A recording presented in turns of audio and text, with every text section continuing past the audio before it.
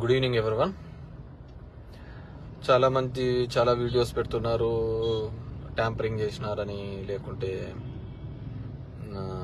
వివిధ ఇవి జరిగినాయని చెప్పేసి, ఎక్కడో ఓట్ల శాతము పోలింగ్ శాతం పెరిగిందని, ఇలా మల్టిపుల్ రీజన్స్ అందరూ కూడా చెప్తున్నారు. సో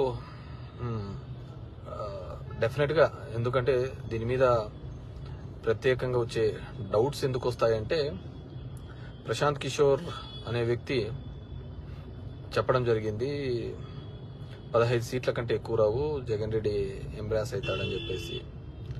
ప్యారలల్గా అశ్విని దత్ అదే విషయాన్ని 160 అని చెప్పడం జరిగింది.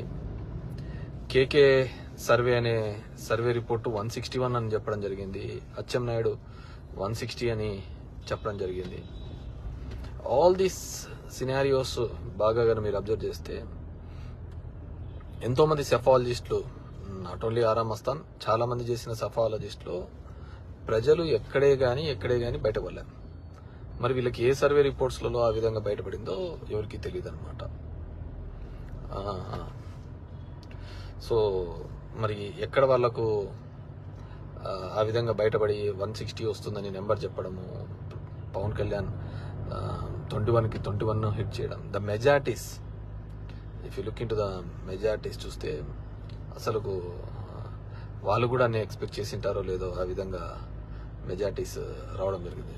If you look in to the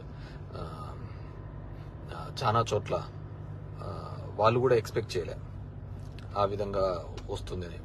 and ఒకవేళ ప్రజల్లో అంత వ్యతిరేకత ఉన్నా, ఆ విధమైన భావజాలంతో ఉంటా కానీ అది మిగతా సెఫాలజిస్టులు చేసినప్పుడు కానీ దీనిలోనూ బయటపడేవాళ్ళు. సో ఎలక్షన్ల తర్వాత కూడా ఏ పార్టీకి వాళ్ళు మాకు పడిందని ఊహలతోనే ఉన్నారు కానీ వ్యతిరేకమైన ఓట్ అని చెప్పేసి. ఈ విధమైన, ఎందుకంటే there are 70 to 80 constituencies which is stronghold for YCP. అలాంటి దానిలలో కూడా మెజార్టీస్ తగ్గే కార్యక్రమం కూడా చేయడం జరిగింది. సో కొంతమంది సుప్రీంకోర్టు డెసిషన్ ప్రకారము ఈవీఎంస్ చెక్ చేయొచ్చు కదా అనే దాని మీద కూడా, సరే ఈవీఎం టెస్ట్ చేస్తాము, ఒక ఈవీఎంని చెక్ చేయడానికి 5% ఆఫ్ ఈవీఎంస్ చెక్ చేయొచ్చు అని ఉంది. ఒక ఈవీఎం టెస్ట్ చేయాలంటే 47,000 కట్టి కలెక్టర్కి ఇవ్వాలి, కలెక్టర్ చేయాలి. కానీ ఆ ఈవీఎంలు చెక్ చేసేవారికి వచ్చేవాడు ఎవరు? కంపెనీ రిప్రజెంటేటివే కదా. మరి కంపెనీ రిప్రజెంటేటివ్ వచ్చి అది సరిగ్గా లేదని ఎలా చెప్పగలుగుతాడు? బాగుందనే చెప్తాడు. అండ్ టెక్నికల్గా మనం క్వాలిఫై కాదు,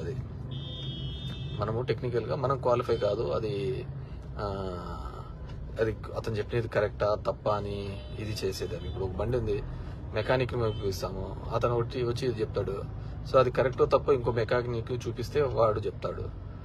వెరాజ్ ఈవీఎంస్కి సంబంధించి టెక్నికల్గా వాళ్ళ మనిషి వచ్చి చెప్తాడు కాబట్టి లేదు అంతా బాగుంది అంటాడు. మనం ఏం చేసేకైతుంది? సో సెలెక్టెడ్ ప్లేసెస్గా ట్యాంపరింగ్ కానీ లేకుంటే మ్యానిపులేషన్స్ జరిగిందనేది ప్రతి ఒక్కరూ కూడా బిలీవ్ చేస్తున్నారు. ఈరోజు ఆంధ్రప్రదేశ్ రాష్ట్రంలో చెప్తున్నారు. ఇప్పుడు జగన్మోహన్ రెడ్డి ఉన్నారు, ఆయన చెప్తున్నాడు నేను ఇంత మంచి చేశాను. ఇది ఒకవేళ కన్నా ఆ మంచే ఆ విధంగా చెడు అయింది, లేకుంటే ఇంకో విధంగా